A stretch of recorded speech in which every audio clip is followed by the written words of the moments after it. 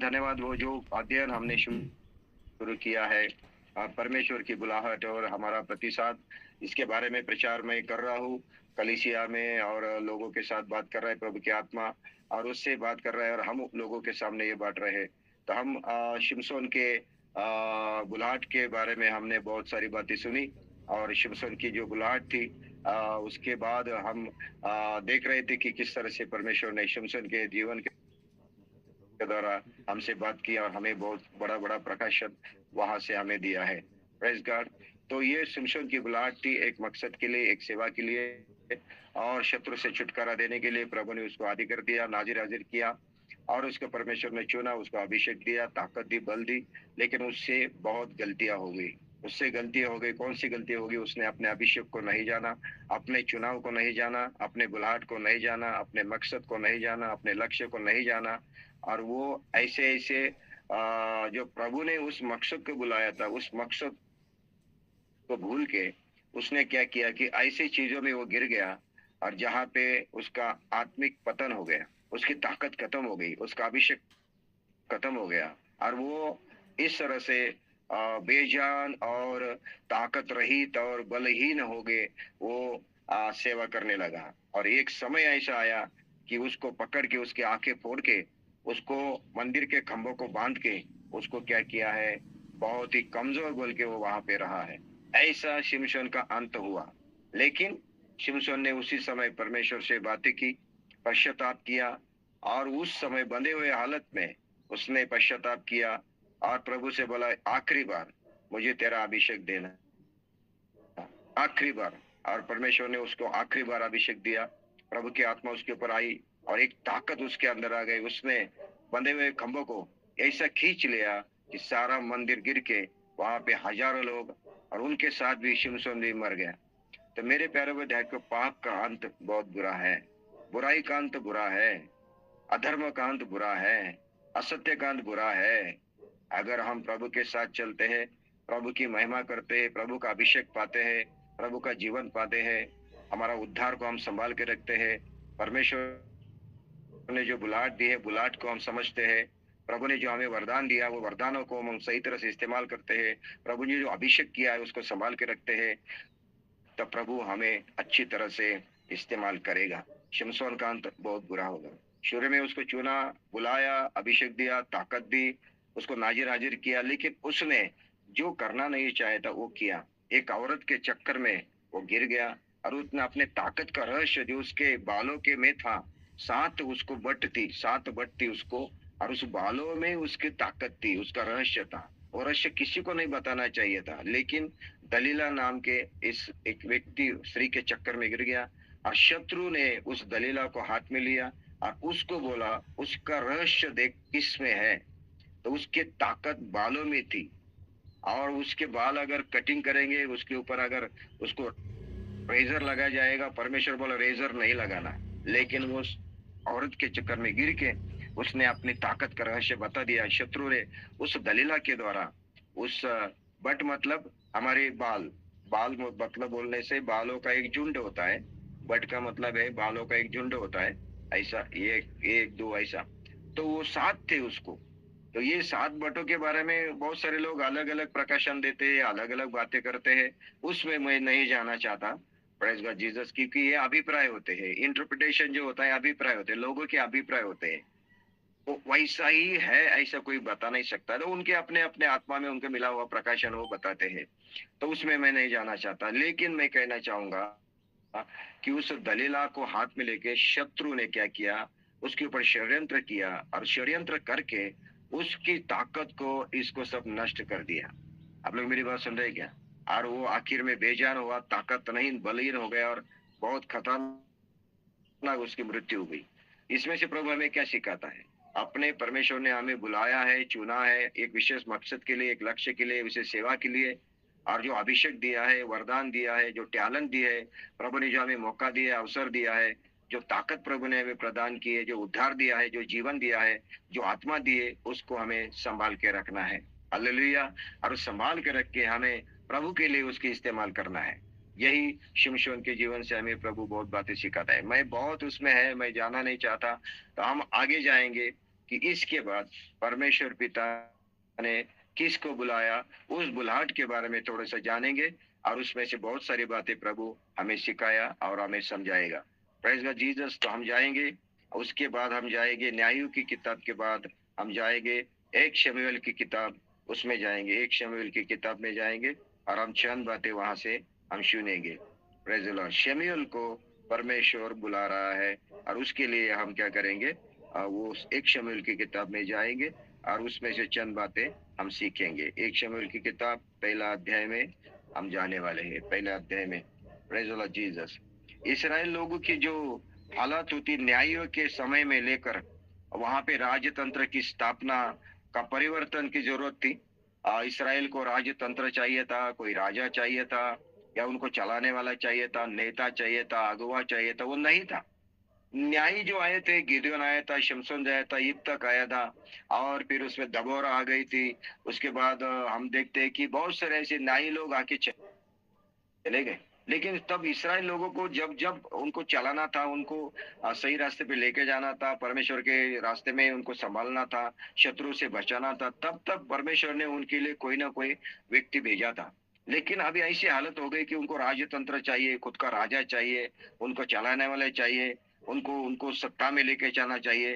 तो इसके लिए कोई नहीं था, उसके लिए कोई नहीं था। और इस्राएल लोग बिना राजा के, बिना नेता के, बिना अगुवे के बने थे, तो वो भटक गए थे और परमेश्वर की आज्ञा का पालन नहीं करते थे, उनके खिलाफ चल रहे थे, बहुत परेशानी हो गई थी, बिगड़ गया था। मेरे प्यारे भाई मैंने देख लीजिए, नेता, अगुवा, लीडर होना जरूरी है। ध्यान दीजिए, हमें चलाने वाला, हमें संभालने वाला, मार्गदर्शन करने वाला, सिखाने वाला, हमें रास्ता दिखाने वाला, हमारे ऊपर डांट करने वाला, डांटने वाला, हमें अनुशासन में लेके जाने वाला, हमारे ऊपर कोई तो भी होना चाहिए। वैसा तो परमपिता परमेश्वर है, उसके बाद प्रभु यीशु मसीह है। लेकिन प्रभु यीशु मसीह ने धरती को और पिता ने ऐसे अगुवे, ऐसे नेता, ऐसे लीडर, ऐसे परमेश्वर ने अगुवे को नियुक्त किया है, जिसके अधिकार में, जिनके जिनके अनुशासन में, जिनके आज्ञाकारी में हमें रहना है, जो हमें सिखाते, चलाते, बनाते। इसराइल लोगों को कोई नहीं था। इसीलिए फिर क्या हो गया, लोग बोलने लगे कि हमारे लिए एक राजा चाहिए, कोई तो भी चाहिए। तो इस राजाओं को अभिषेक करने के लिए, राजाओं को उनको अपॉइंट करने के लिए, anoint करने के लिए ऐसा कोई नबी उस समय नहीं था। तो उस समय जो एली नबी था, वो एली नबी था, तो वो तो बेचारा अंधा हो गया था। उसके बच्चे जो फिनास और अपने वो थे, उन्होंने तो गंदा काम किया था, इसलिए उसको भी परमेश्वर ने त्याग दिया था। अभी कोई याजक नहीं था, कोई नहीं था। ऐसे हालत में परमेश्वर ने स्वर्ग से एक व्यक्ति को चुन लिया, एक व्यक्ति को नियुक्त किया, उसका नाम था शमूएल। और शमूएल का धरती में आना, उसका जन्म होना और उसको परमेश्वर दुनिया में लाना, उसके लिए एक मकसद था।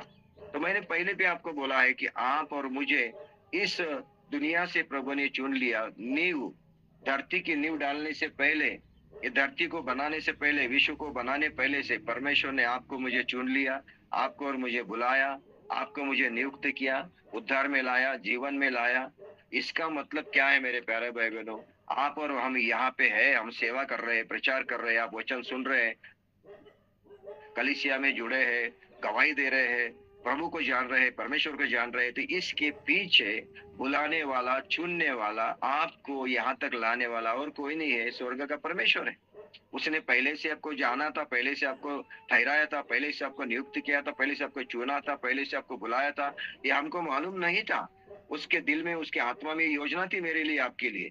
और उसने हमें इस दुनिया में किसी के जरिए, किसी व्यक्ति के जरिए, किसी सेवक के जरिए हमें उसका वचन हमारे पास भेजा, उद्धार भेजा, हमें जीवन दिया और हम अंधेरे से उजाले में आए, उद्धार पाया, पश्चाताप किया और आज हम परमेश्वर के घर के लोग बने, उसके वारिस बने, उसके संतान बने, उसके सेवक बने, उसकी आराधना वाले, भक्ति करने वाले बन गए।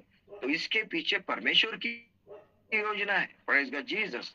दुनिया में अगर परमेश्वर किसी को ला रहा है, सेवा के लिए बुला रहा है, तो उसके पीछे एक मकसद था। शमूएल को दुनिया में लाना, उसको जन्म देना, ये भी परमेश्वर की योजना थी।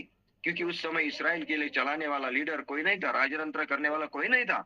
इसीलिए परमेश्वर ने देखा है। तो हम देखते हैं वहां पे जो है कि पहले अध्याय में देखो, एफ्रेम के पहाड़ों देश के रामात में सोपीम नगर का निवासी एल्काना नाम एक पुरुष था और वो एप्रेमी था और सुप के पुत्र तोहू का परपोता एलियो का पोता और येरोहाम का पुत्र था। उसके दो पत्नियां थी, एक का नाम हन्ना, दूसरी की पनिन्ना थी। पनीर का तो बालक हुए, परंतु हन्ना के कोई बालक न हुआ। वह पुरुष प्रतिवर्ष अपने नगर से सेनाओं के यहोवा का दंडवत करने और मेल बलि चढ़ाने के लिए शीलो में जाता था। वहां होपनी और पिनास नाम एली के दोनों पुत्र रहते थे, जो यहोवा के याजक थे। जब जब एलकाना मेल बलि चढ़ाता, तब तब वो अपनी पत्नी पत्नी पनिन्ना को और उसके सब बेटे बेटियों को दान दिया करता था, परंतु हन्ना को वह दूना दान दिया करता था, क्योंकि वह हन्ना से प्रीति रखता था। हालेलुया। तब भी यहोवा ने उसकी कोख बंद करके रखी थी। यस पास्टर, बोलो। आमेन, आमेन, आमेन, आमेन। जरा चेहरा देखो। प्रेस कर। हमारे बीच में बिशप आशीष है यहाँ से, और praise the lord, praise the Lord सबको। हालेलुया। प्रेज सब गॉड, लोग बिशप आशीष का स्वागत कीजिए। Praise the lord, praise the lord, praise the Lord. आज हम एक साथ मिल के यहाँ पे हमने सेवा के लिए प्रभु को अभी जा रहे हो। प्रभु को धन्यवाद हो। Praise the lord, praise the lord. हर घर प्रार्थना घर में आएंगे एक दिन प्रचार के लिए, है ना? Praise God, Jesus. यस। जी जी जी। हालेलुया। तो मेरे मेरे मेरे प्यारे भाई बहनों, ये बहुत खुशी की बात है कि प्रभु के दास हमारे साथ एक रात हम एक साथ बैठे प्रार्थना किया। प्रभु को धन्यवाद हो। Praise God Jesus. अभी वो जा रहे हैं, इसीलिए आपको मिलाया। तो हम हन्ना की बात सुन रहे हैं, और तभी यहोवा ने उसकी कोख बंद कर रखी थी, परंतु उसकी मौत सौतन इस कारण से कि यहोवा ने उसकी कोख बंद रखी थी, उसे अत्यंत चिढ़ा कर कुड़ाती रहती थी। तो मेरे प्यारों, इसमें से प्रभु हमें क्या सिखाना चाहता है आज? हालेलुया। कभी कभी हमारे जीवन में कुछ ऐसी बातें होती जो हमारे इच्छा के विरुद्ध रहती है। हमें लगता है ये मेरे लिए क्यों हुआ, ऐसा क्यों हुआ, ऐसी कोई समस्या आ जाती है, ऐसे जीवन में कोई कठिनाई आ जाती है, परेशानी आ जाती है, कुछ ऐसे दुख आ जाते हैं, हमें लगता है ऐसा क्यों हुआ। लेकिन मुझे लगता है कि इसके पीछे परमेश्वर की भी योजना हो सकती है। आप लोग मेरी बात सुन रहे हैं क्या? यहाँ पे उसकी कोख किसने बंद कर रखी थी? परमेश्वर ने बंद कर रखी थी, और वही उसको खोलेगा। आज प्रभु की आत्मा कुछ लोगों से बात कर रहा है। अगर आपके जीवन में अगर कुछ आपके द्वार बंद है, आपके जीवन में कुछ रास्ते बंद है, और आपके जीवन में अगर कुछ आपके लिए कुछ नया नहीं हो रहा है, और आप उसके लिए परेशान हो रहे, तकलीफ उठा रहे हैं, तो मैं आज प्रभु की आत्मा के द्वारा कहना चाहता हूँ कुछ लोगों से, आपके लिए परमेश्वर इस आने वाले समय में नए द्वार खोलेगा, नए मार्ग खोलेगा।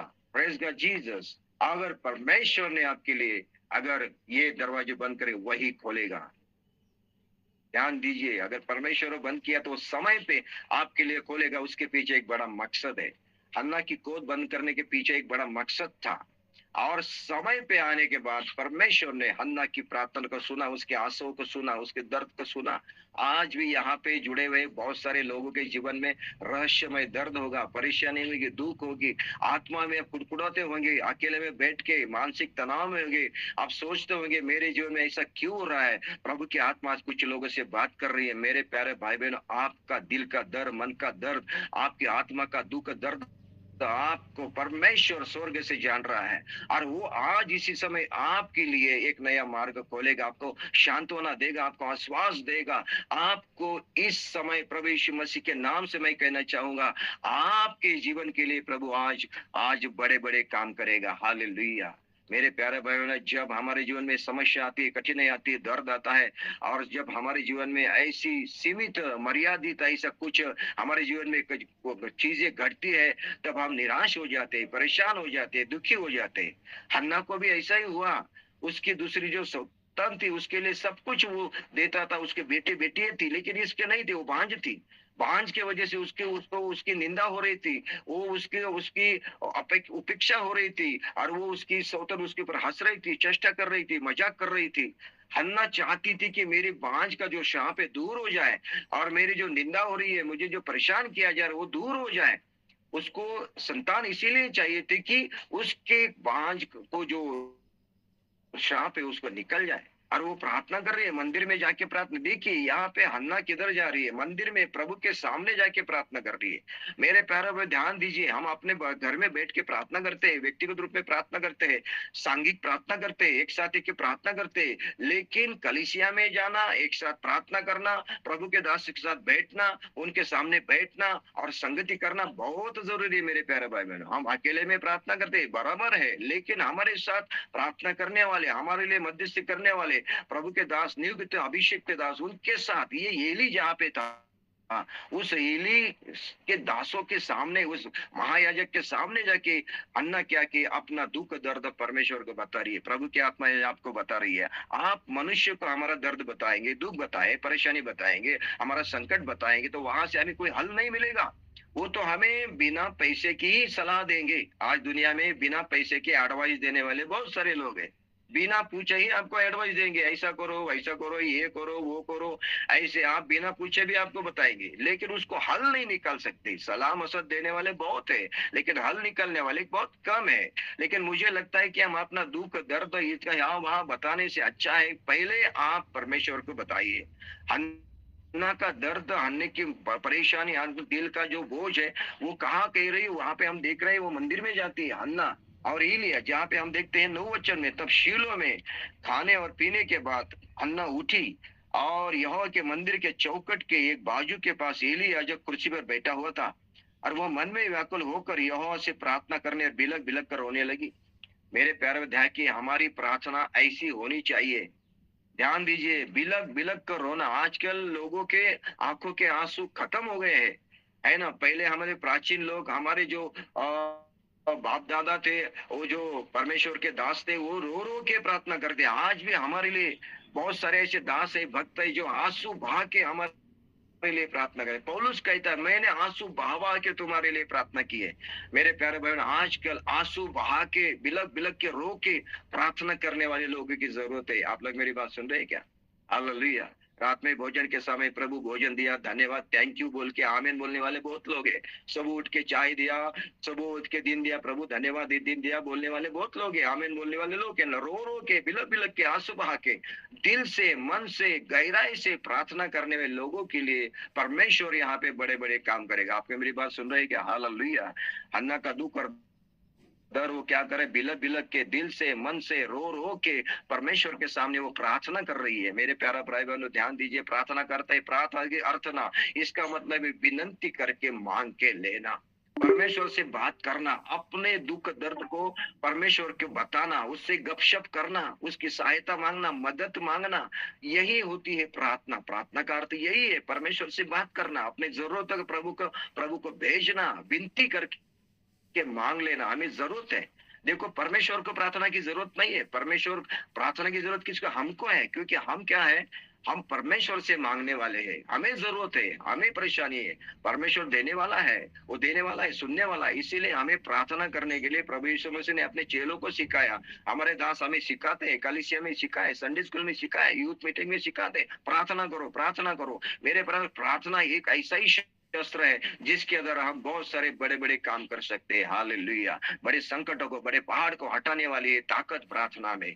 आप लोग बिली ग्राहम, दुनिया के सबसे बड़े इवेंजलिस्ट, सबसे बड़े सुसमाचार प्रचारक, ये प्रभु में सो गए, लेकिन उनको किसी ने पूछा कि आपकी सेवा का क्या सक्सेस, यानी कि जय का, आपका जय का कारण क्या है, अपनी सेवा इतनी क्यों बढ़ी, इसके पीछे क्या मकसद है, क्या रहस्य है? वो बोला 3 बातें हैं। बोले 3 बातों की वजह से मैं इस ऊंचाई के तक आया हूँ, 3 बातों के लिए मैं दुनिया का प्रचारक बना हूँ, 3 बातों की वजह से मैं आज यहाँ पे हूँ, इस मुकाम पे हूँ। बोले कौन सा? उसने बोले पहली बात है प्रार्थना। और बोले दूसरी कौन थी? वो बोले दूसरी बात है प्रार्थना। तीसरी बात क्या है? बोले तीसरी बात है प्रार्थना, प्रार्थना, प्रार्थना। मेरे प्रभु के सामने बैठे हुए, घुटने टीके हुए, आंसू बहा के, बिलक बिलक के प्रार्थना करने वाले, और परमेश्वर के सामने बैठ के अपने लोगों के लिए, परिवार के लिए, खुद के लिए, समाज के लिए, देश के लिए, राष्ट्र के लिए, लोगों के जीवन के लिए प्रार्थना करने वाले व्यक्तियों की जरूरत है आज के इस युग में। हालेलुया। मेरे प्यारे भाई बहन, ध्यान दीजिए, ऐसे ऐसे दास और ऐसे ऐसे सेवक की हमने गवाही सुनी है जो घुटने टेकते थे और घुटने टेक के तास ना तास प्रार्थना करते थे, और उनको घुटनों को क्या होता था, वो ऐसे घुटने टेक टेक के वजह से उनके घुटने काले पड़ गए थे, उनकी चमड़ी जो है ऐसी ऐसी कड़क बन गई थी। इतने उन्होंने प्रार्थना की। जहाँ पे एक सेवक था जिन्होंने प्रार्थना कर करके जिस जगह पे उन्होंने प्रार्थना घुटने टेके थे, उस जगह की जो जगह थी उसमें गड्ढे गिर गए थे। इस तरह से प्रार्थना करने वाले लोग दुनिया में है। Praise God Jesus. हन्ना कैसी प्रार्थना कर रही है? रो रो के, बिलक बिलक के, आंसू बहा के। आज प्रभु की आत्मा कुछ लोगों से बात कर रही है। हालेलुया। मेरे प्यारे भाइयों ने, किसी के सामने जाके आंसू बहाने से अच्छा है, किसी के सामने घुटने टेकने से अच्छा है, किसी के सामने हाथ फैलाने से अच्छा है, जो देने वाला, आंसू पोंछने वाला, जीवन बदलने वाला, जवाब देने वाला, छुड़ाने वाला, हालेलुया, बल देने वाला, ताकत देने वाला, ओ प्रेज गॉड, हमें रास्ते पे चलाने वाला, ऐसे खुदा के सामने, ऐसे पिता के सामने, यीशु के सामने हमें घुटना टेकना है, आंसू बहाना है, दिल बिलक बिलक कर रोना है। Praise God Jesus. हम लोग मेरी बात सुन रहे हैं क्या? वो अपने लिए रो रही है, बिलक बिलक रो रही है, मेरा बांझ, मेरा अपमान, मेरा जो चेष्टा मजाक, प्रभु मुझे इससे छुटा दे। Praise the Jesus. हालेलुया। और यहाँ पे चमत्कार हुआ, परमेश्वर ने उसकी प्रार्थना को सुना। Praise the Jesus. आप लोग मेरी बात सुन रहे हैं क्या? और उसने यहाँ पे एक समर्पण किया है, प्रभु जो भी तू मुझे देगा, संतान देगा, वो मैं तेरे लिए अर्पण करूंगा। बहुत बार क्या हो जाता है कि हम परमेश्वर से मांगते हैं, गाड़ी दे दे, घर दे दे, पगार दे दे, सैलरी दे दे, प्रमोशन दे दे, शादी ब्याह के लिए लड़का लड़की दे दे, और क्या क्या नहीं हम मांगते हैं। लेकिन जो हम मांग रहे हैं उसके द्वारा परमेश्वर की महिमा होती है क्या? उसके द्वारा परमेश्वर का नाम का ऊंचा होता है क्या? उसके द्वारा परमेश्वर के राज्य के लिए उसको कोई फायदा होता है क्या? याकूब कहता है, आप मांगते हो अपने खुद की इच्छा के लिए मांगते हो। याकूब की पत्री 4 अध्याय में लिखा है, आप मांगते हो अपने खुद के मौज मस्ती के लिए मांगते हो, उसका परमेश्वर के लिए क्या फायदा होगा? उदाहरण के तौर पे, अगर एक व्यक्ति, प्रेज गॉड जीसस, लंगड़ा है और वो लंगड़ा व्यक्ति को प्रभु चंगा करता है, और चंगा होने के बाद उसका लंगड़ा का पैर ठीक हो जाता है, और उसी पैर से, जब वो लंगड़ा तो एक जगह पे बैठा था, है ना, लेकिन वो प्रार्थना कर, प्रभु मुझे दे दे, किसी ने उसके लिए प्रार्थना की, वो लंगड़ा व्यक्ति चंगा हो गया।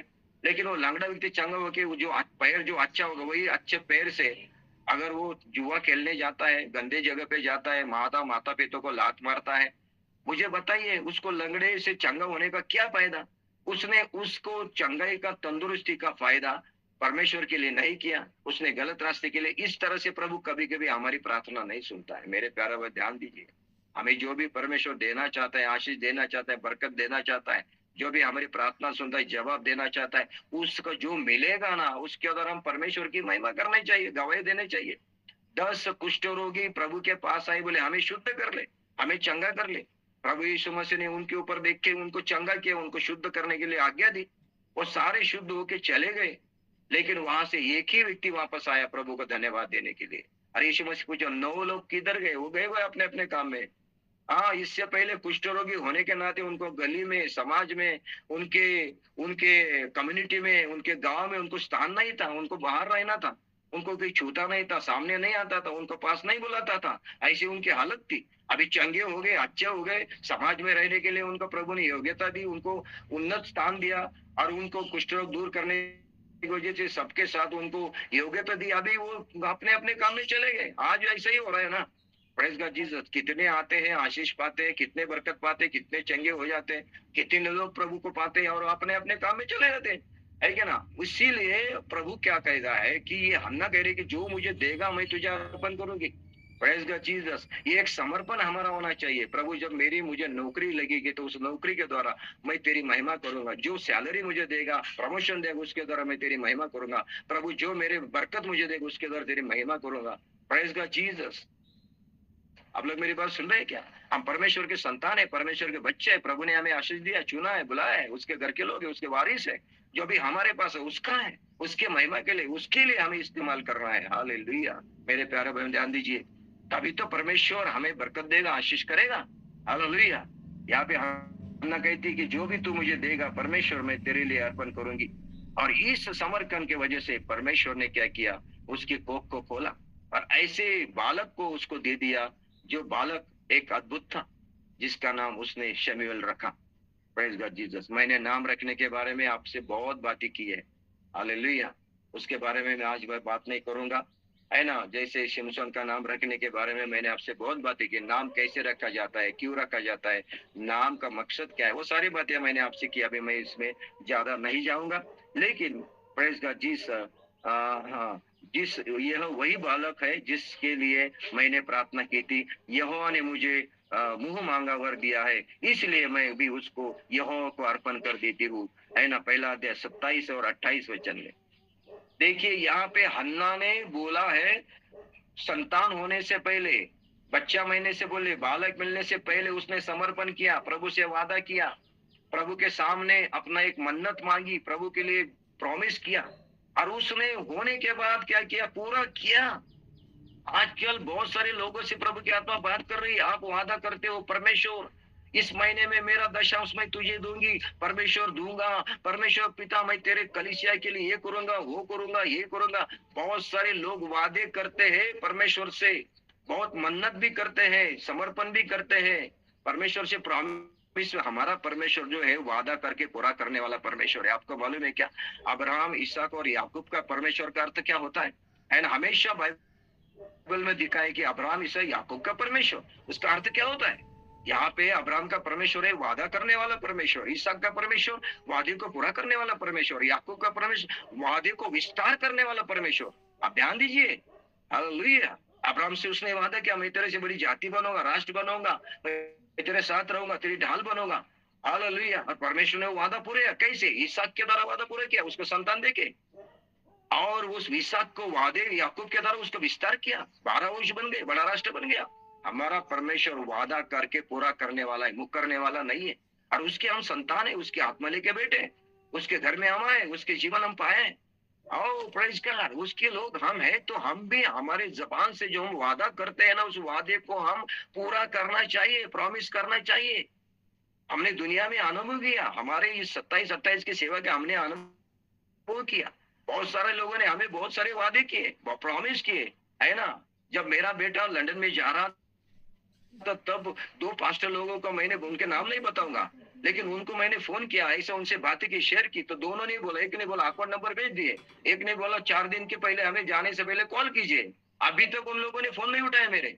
आप लोग मेरी बात सुन रहे क्या? हाँ, मेरे प्यारे लोग वादा करते, पूरा करते, लेकिन उसमें वो मुकर जाते हैं।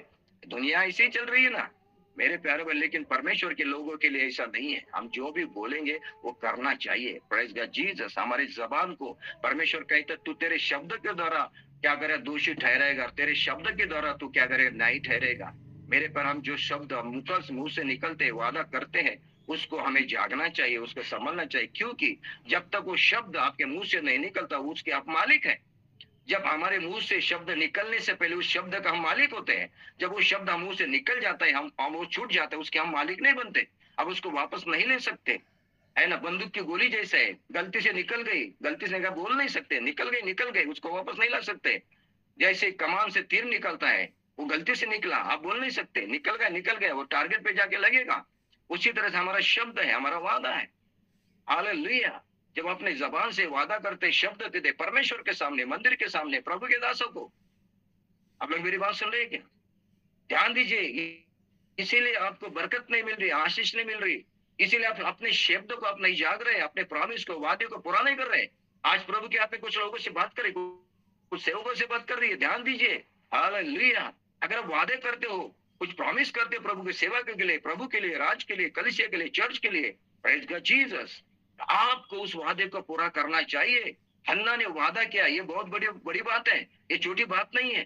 जो संतान उसको मिली है, जो एक लौता बेटा उसको मिला है, 5 भांज में उसको परमेश्वर ने आशीष दिया, वो संतान को परमेश्वर के लिए अर्पण करने के लिए उसने बच्चा होने से पहले ही, संतान होने से पहले ही वादा किया था। एक माँ अपने बच्चों को 8 दिन के बाद वो मंदिर में जाके अर्पण कर रही है। कौन माँ इसी दुनिया में कर सकती, मुझे बताइए? सिर्फ परमेश्वर को जो वादा किया उसको पूरा करने के लिए उसने ऐसा किया। मेरे प्यारे बहन ध्यान, हन्ना के जीवन से हमें बहुत कुछ सीखने का मिलता है, हालेलुया। वो प्रार्थना करने वाली थी, रोने वाली थी, आंसू बहाने वाली थी, अपने दर्द को, दुख को झेलने वाली थी, हालेलुया। परमेश्वर के सामने सामने जाके मंदिर में बैठने वाली थी, प्रभु को मानने वाली थी, याजकों को सम्मान करने वाली थी और वादे को पूरा करने वाली थी। इसमें से बहुत बातें हमें सीखने को मिलेगी। लेकिन आज यहाँ पे हमारा वो विषय नहीं, हमारा विषय ये है, हमारा वादा पूरा होना चाहिए। हालेलुया। आप लोग मेरी बात सुन रहे हैं क्या? मेरे प्यारे भाई बहनों, हम प्रभु के लोग हैं, परमेश्वर की आत्मा हमारे अंदर है। हम जो बोलते हैं ना वैसा करना चाहिए। आपको मालूम है, यीशु मसीह ने जो बोला वैसा चला। प्रभु जो बोलता था वो करता था।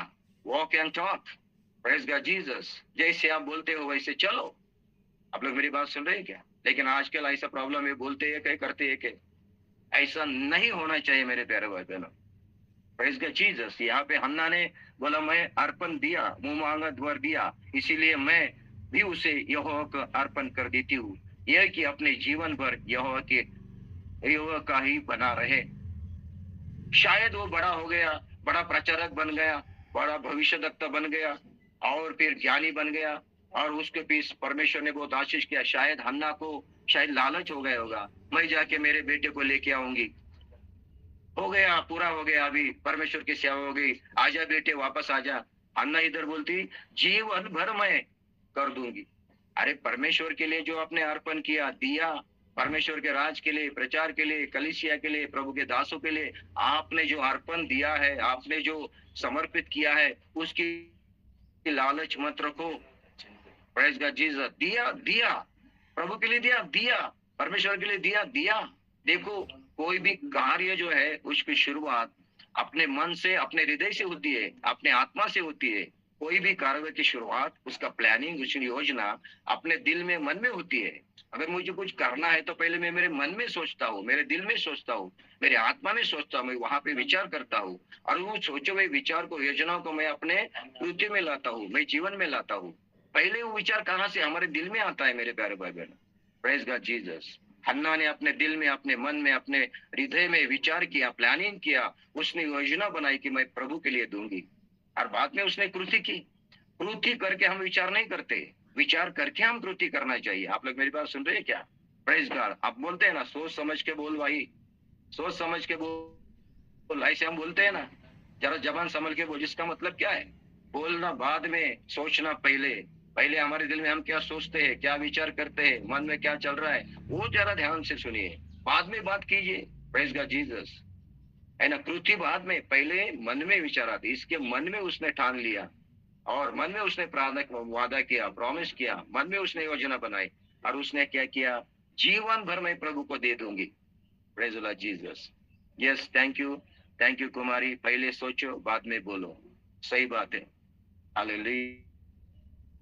सोच समझ कर हमारे जीवन में हमें करना चाहिए। यहाँ से बहुत सारी बातें आपके साथ मैं करना चाहूंगा, बहुत सारी बात हमें सीखनी है, समझनी है। Praise God. और आगे लिखा है, हम एक एक वचन में जाएंगे और परमेश्वर आपको आशीष करेगा।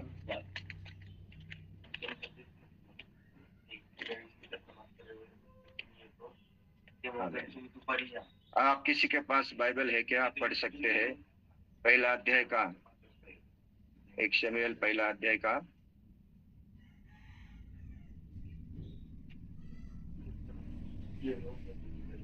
पहला अध्याय का और 29 वचन कोई पढ़ेगा? अगर किसी के बात है तो। 29 नहीं है सर, 28 तक ही है। 28 तक का, sorry. Praise the Lord Jesus. अब दूसरे वचन में हम पढ़ते हैं, प्रेज द लॉर्ड जीसस। दूसरे अध्याय में हम पढ़ते हैं, और फिर हन्ना की प्रार्थना। तब हन्ना ने प्रार्थना करके कहा, मेरा मन यहोवा के कारण मगन है, मेरा सिंह यहोवा के कारण ऊंचा है, मेरे मुंह मेरे शत्रु के विरुद्ध खुल गया है, क्योंकि मैं तेरे किए उद्धार से आनंदित हूँ। जब भी परमेश्वर हमें कुछ देता है, आशीष करता है, बरकत देता है, प्रार्थना को सुनता है, समस्या से छुड़ाता है, संकट से छुड़ाता है, हमें बेदारी देता है, जब भी परमेश्वर हमारे लिए बड़े बड़े काम करता है, तो हमारी जिम्मेदारी बनती है कि हम उसको धन्यवाद दें, उसकी स्तुति करें, उसकी महिमा करें, उसको थैंक यू कहें, उसके उपकार को हम न भूलें। Praise the Lord Jesus. आप लोग मेरी बात सुन रहे हैं क्या? हालेलुया। उपकारहीन न बनो, उपकारहीन न बनो। हालेलुया। आज हम प्रार्थना करने जाएंगे, प्रभु का धन्यवाद देना चाहेंगे। Praise God Jesus, hallelujah. कितने लोग आज मेरे साथ हैं? हन्ना ने प्रार्थना करना शुरू कर दिए, उसकी प्रार्थना सुनी, प्रभु ने उसको आशीष दिया, प्रभु ने उसको बरकत दी, प्रभु ने उसको सहायता किया, परमेश्वर ने उसको उद्धार दिया। वो उस शत्रुओं के सामने, मजाक करने वाले के सामने उसका सर ऊंचा उठाया, उसके बांझ को खोल दिया, संतान दी। उसकी जिम्मेदारी थी कि मैं प्रभु को धन्यवाद दूं, प्रभु की स्तुति करूं, प्रभु की महिमा करूं, परमेश्वर को थैंक यू करूं, उसके उपकारों को याद करूं। और वो कहने लगी है, प्रार्थना करने लगी है। Praise God Jesus. हमारे जीवन में ऐसा ही होना चाहिए। हर दिन हम परमेश्वर को धन्यवाद देना चाहिए। आज का दिन प्रभु ने दिया, धन्यवाद। प्रभु ने मुझे काम दिया, धन्यवाद। मुझे प्रमोशन दिया, धन्यवाद। बच्चों को संभाला, धन्यवाद। हालेलुया। महामारी से बचाया, धन्यवाद। प्रभु ने मेरी जरूरत पूरी, धन्यवाद। जो भी हमारे जीवन में होता है, अच्छा होता है, उसके लिए परमेश्वर को धन्यवाद देना चाहिए, थैंक यू करना चाहिए। ये मंदिर में जाके परमेश्वर की स्तुति कर रही है, महिमा कर रही है, हालेलुया, परमेश्वर का धन्यवाद दे रही है। और उसका गीत देखो ना, कितना सुंदर है। यहोवा के तुल्य कोई पवित्र नहीं, क्यों तुझको छोड़ और कोई है नहीं, और हमारे परमेश्वर के समान कोई चट्टान नहीं। फूल कर अहंकार और बातें मत करो, और अंधेर की बातें तुम्हारे मन से न निकले, क्योंकि यहोवा ज्ञानी ईश्वर है, वो कामों को तोलने वाला है। कितनी अच्छी उसने स्तुति की है परमेश्वर की। हमारे पास स्तुति करने के लिए, धन्यवाद के लिए शब्द भी होना चाहिए ना। सिर्फ हालेलुया हालेलुया बोलना जरूरत नहीं, इतना ही बोलना काफी नहीं होता है ना। परमेश्वर ने आपके लिए जो किया है, भलाई की है, अच्छाई किया है, जो सामर्थ्य का काम किया है, परमेश्वर ने आपका जो जो जो आपके लिए है, वो उसका वर्णन करो ना शब्दों से। हालेलुया, वो वर्णन कर रही है शब्दों से परमेश्वर की स्तुति। परमेश्वर ने उसके लिए जो किया है, परमेश्वर को कौन है, क्या है, कैसा है, उसको मालूम हो गया, और उसने उसके लिए क्या है कि वो वर्णन कर रही है अपने शब्दों से। तू पवित्र है, तेरे जैसा कोई नहीं है, तू सच्चा है, तू कामों को तोलने वाला है परमेश्वर, तू अति पवित्र है प्रभु, तेरे तुल्य कोई नहीं है। ऐसे शब्दों से वो स्तुति कर रहे हैं। हम तो गीत गाते हैं सिर्फ। मैं तो कहता हूँ ऐसी स्तुति होनी चाहिए, ऐसी वर्शिप होनी चाहिए, शब्दों से वर्णन करना चाहिए, परमेश्वर की महिमा करना चाहिए। हम तो सिर्फ गीत गाते हैं। गीत गाना वर्शिप नहीं है, गीत गाना एक वर्शिप का भाग है, लेकिन परमेश्वर की स्तुति करना क्या है? अपने शब्दों के द्वारा परमेश्वर की महिमा करना, उसको जान मान स्थान, उसका स्वभाव, उसके अनुसार उसकी स्तुति करना। वो कर रही है, उसका वर्णन कर रही है, उसको धन्यवाद दे रही है। Praise God Jesus. तो मुझे लगता है वर्शिप एंड प्रेज, स्तुति और आराधना के बारे में और एक बार हम सीखेंगे। लेकिन आज इस समय में मैं आपको कहना चाहूंगा, हन्ना के जीवन से हमें बहुत सीखेंगे, और उसके बाद हम शमूएल के बारे में सीखेंगे। तो प्रभु यीशु मसीह आप सबको आशीष करे, सहायता करे, इस अध्ययन को हम बढ़ाएंगे। आज के दिन के लिए धन्यवाद। आज बहुत सारी बातें प्रभु ने आपसे की है। आइए हम प्रार्थना में जाएंगे। बाकी का समय मैं मत्तीस भाई के हाथ में देना चाहूंगा। Praise God.